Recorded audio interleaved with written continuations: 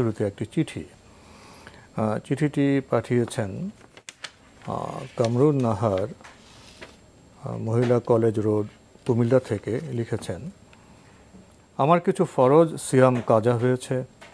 এখন আমি রমজানের রোজা ব্যতীত নফল রোজা খুব বেশি রাখতে পারি না, আমার গ্যাস্ট্রিকের সমস্যা হয়।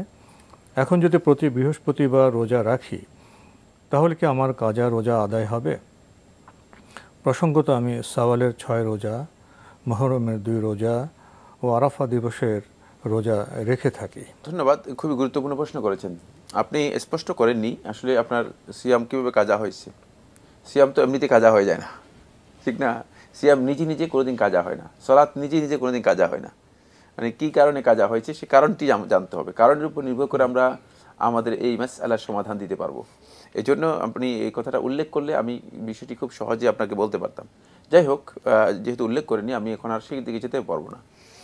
প্রথম কথা হচ্ছে, আপনি বৃহস্পতিবার যদি সিয়াম পালন করে নিয়মিত, এর মাধ্যমে আপনার ওই সময় সিয়াম হয়ে যাবে। সে সিয়ামগুলো যেগুলো আপনি কোনো কারণে আদায় করতে পারেননি, কাজা হয়েছে এই কথাও শুদ্ধ নয়, মানে আদায় করেননি বা করতে পারেননি, সেগুলো আপনি বৃহস্পতিবারে যদি নিয়মিত আদায় করেন সেই সংখ্যা অনুযায়ী আপনি ওই সংখ্যক সিয়াম যদি পালন করে দেন আদায় হয়ে যাবে। এক্ষেত্রে আপনার আরাফার সিয়াম, মুহররমের সিয়াম অথবা শাওয়ালের 6 রোজা এগুলো যদি আপনি আদায় করে থাকেন নফল, কোনো অসুবিধা নেই। এতে আপনি ওগুলোর ফজিলত পেয়ে যাবেন আলাদাভাবে। এবং আপনার যে সিয়ামগুলো আপনি পালন করেননি বা আদায় করেননি সেগুলো আপনি বৃহস্পতিবার যদি নিয়মিত আদায় করেন এর মাধ্যমে আপনার সিয়াম আদায় হয়ে যাবে ইনশাআল্লাহ তাআলা। আপনি আরও লিখেছেন, আমি প্রতিদিন সকাল বেলাতে কোরআন তেলাওয়াত করে থাকি। তখন প্রথমে সূরা মুলক পড়ে তারপর কয়েক পাতা তেলাওয়াত করে থাকি।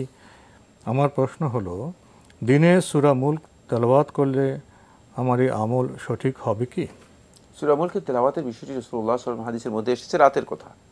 সুতরাং উত্তম হচ্ছে রাতেই তেলাওয়াত করা, সুন্নাহ হচ্ছে রাতেই তেলাওয়াত করা। এক্ষেত্রে দিনে তেলাওয়াত করে আপনি দিনে তেলাওয়াতের ফজিলত পাবেন, কোনো সন্দেহ নেই। কিন্তু যেই ফজিলতটুকু রাসূলুল্লাহ সাল্লাল্লাহু আলাইহি ওয়াসাল্লাম হাদিসের মধ্যে বলেছেন সেটি পাবেন কিনা, জুমহুর আহলে হাদিসগণ ওলামায়ে কেরামগণ বলেছেন যে না, সেই ফজিলতটুকু পাবেন।